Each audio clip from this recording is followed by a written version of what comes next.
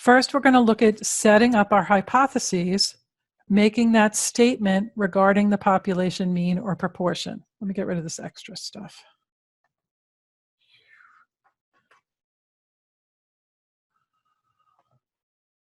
There we go. So in step one of our hypothesis testing, we make a statement regarding the population mean or population proportion, and that's what we're going to look at now.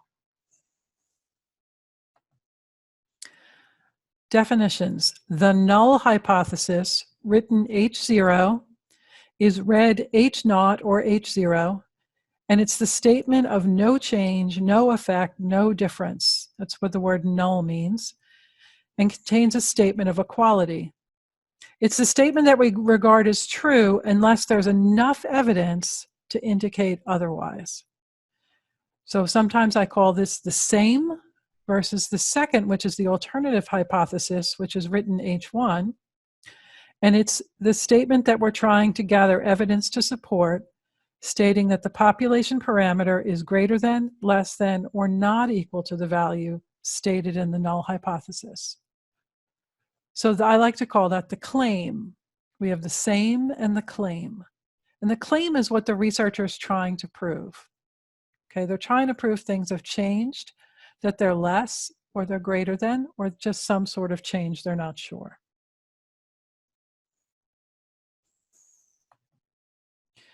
So let's go back to our hypothesis test for the mean. This is the Nielsen report, the average of 639 minutes for screen time. And it's believed that students at your community college spend more time on screens each day than 639 minutes. So let's see what that test looks like. So the null hypothesis states that the population mean for your community college is the given mean of 639 minutes.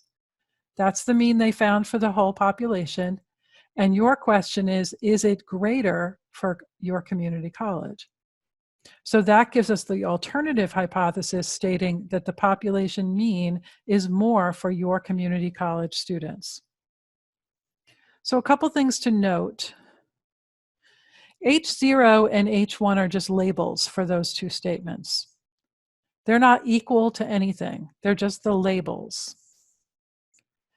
H0 means no change, and it is called the null hypothesis.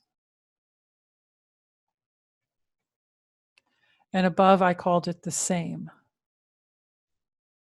H1 is the alternative hypothesis.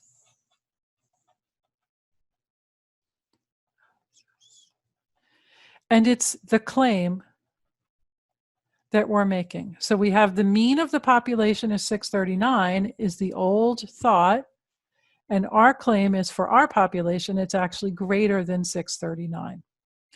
This one is always an equal sign because it's saying things are the same to the number we already know.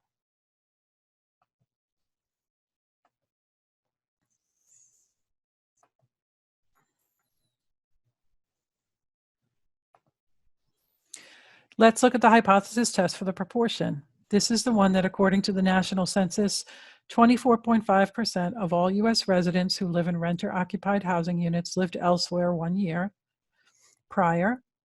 Because needing to move while attending school is believed to negatively impact student success, your community college decides to learn if the rate of moving is less for its students.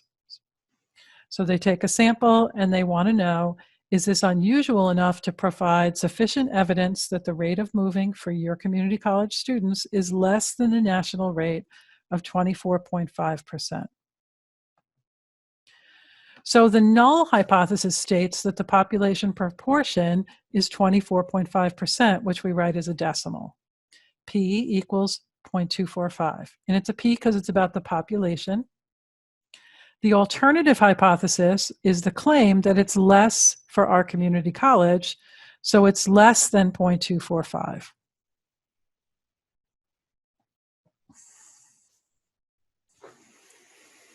So what we're going to do here is we're going to stop and work on the classwork. unless there's questions. I think the classwork will help you clear it up. So I'm going to bring that up, and that's the wrong one.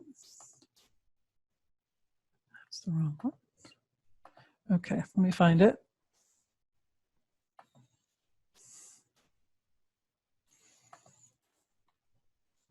So there are two classworks in today's folder in Blackboard.